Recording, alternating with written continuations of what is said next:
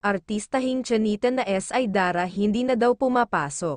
Pero bago po yan pakisuportahan po muna natin ang ama ng Kalingap na si Val Santos Matubang at Kalingap Rab Matubang pati na rin ang mga viewers at reactioners. Maraming salamat po.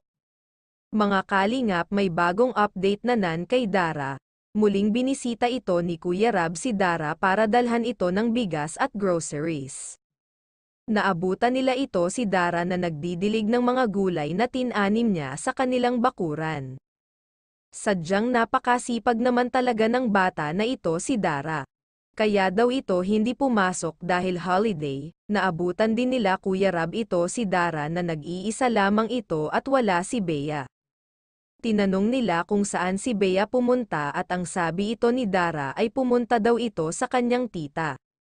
Dara, nagpatahi daw ito ng gown para gagamitin niya ito sa kanyang pang-pageant dahil siya ang representative ng kanilang school bilang isang muse. Napaganda naman talaga ito ni Dara. Dara naglabas ng saloobin kay Kuya Rab. Sobrang nahihirapan daw ito dahil wala siyang magulang na mag-aasikaso sa kanila lalo na sa pagluluto at sa gawain bahay. Minsan daw nail late na ito sa pagpasok sa eskwelahan dahil kailangan niya tapusin ang mga gawain. Namimiss niya daw ito nung nabubuhay pa ang kanyang nanay na paggising ay nakahanda na ang kanilang pagkain sama-sama kapag Pasko, pero ngayon daw hindi na muli maibabalik dahil kulang na sila. Pero pilit niya po kinakaya ito para kay Bea dahil siya na ang tumatayong magulang ni Bea at dahil din sa tulong ng Team Kalingap kaya mas lalo siyang nagpapakatatag para matupad niya ang pangarap niya at mapaaral daw niya si Bea at ayaw niya ay paranas kay Bea ang hirap ng kanyang naranasan. Kaya sobra ito nagpapasalamat sa lahat ng mga tumulong at nag-sponsor sa kanya. Nagpapasalamat din siya sa nagbigay ng washing machine dahil ngayon hindi na daw po ito nahihirapan sa paglalaba.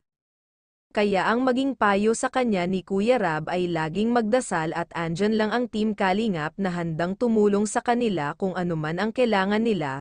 Kaya sana patuloy po natin suportahan ang Team Kalingap para mas madami pa silang matulungan na mahihirap katulad ni Dara at iba pang mga beneficiaries. Hanggang dito na lang po mga Kalingap.